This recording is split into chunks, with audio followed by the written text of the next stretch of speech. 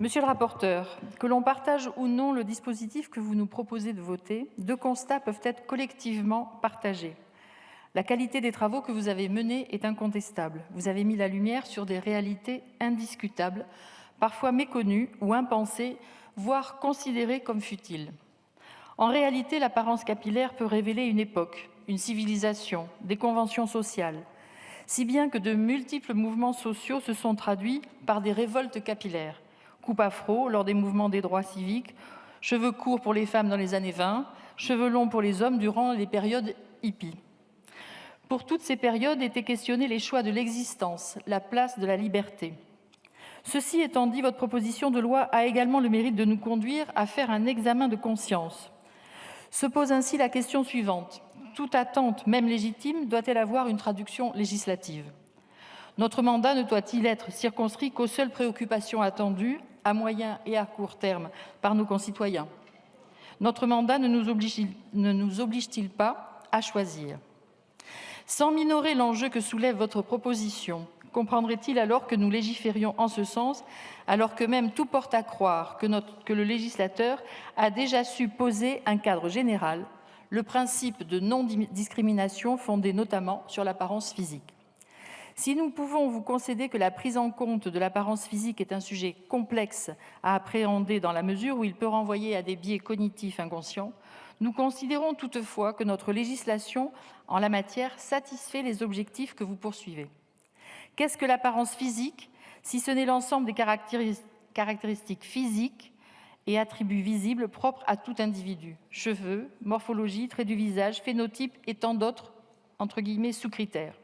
Nous maintenons ainsi que notre droit interdit tout traitement discriminant fondé sur l'apparence physique au sens large, et cela pris isolément ou en lien avec d'autres critères de discrimination tels que l'identité de genre, le sexe, l'origine et le handicap.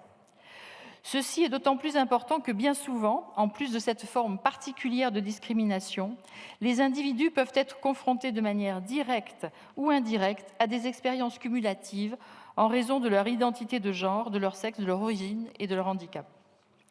Raison pour laquelle il paraît fondamental qu'une expression générique demeure, afin de laisser le soin aux juridictions de combiner, au besoin, ces autres critères.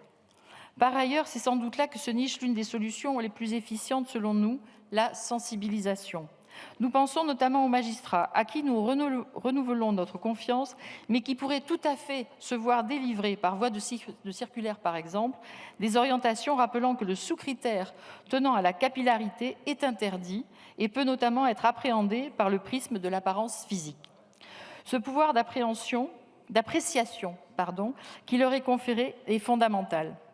De la même façon, la multiplication des actions de sensibilisation des employeurs privés et publics sur cette question concourra également à atteindre votre cible. Nous pouvons à cet égard saluer les différentes actions ministérielles tendant à lutter contre toutes les formes de discrimination. Sans doute le chemin est-il encore long pour y mettre un terme, raison pour laquelle nous sommes convaincus que votre cible pourrait être plus rapidement atteinte par un autre moyen que le véhicule législatif. Par ailleurs, et les réalités que vous pointez en témoignent, les acteurs économiques peuvent être des catalyseurs. Par leurs moyens de communication, ils participent à l'œuvre de sensibilisation des consciences. Ils parviennent souvent, mieux que nous parfois, à briser plus rapidement les stéréotypes. Le groupe démocrate partage votre objectif premier, rappeler qu'en tout état de cause, l'apparence physique, dans toute sa dimension, est un critère de discrimination et qu'aucune forme de discrimination n'a sa place, ici et ailleurs, dans notre société aujourd'hui. Je vous remercie. Je vous remercie. La discussion générale est close. Je donne la parole à Monsieur le rapporteur.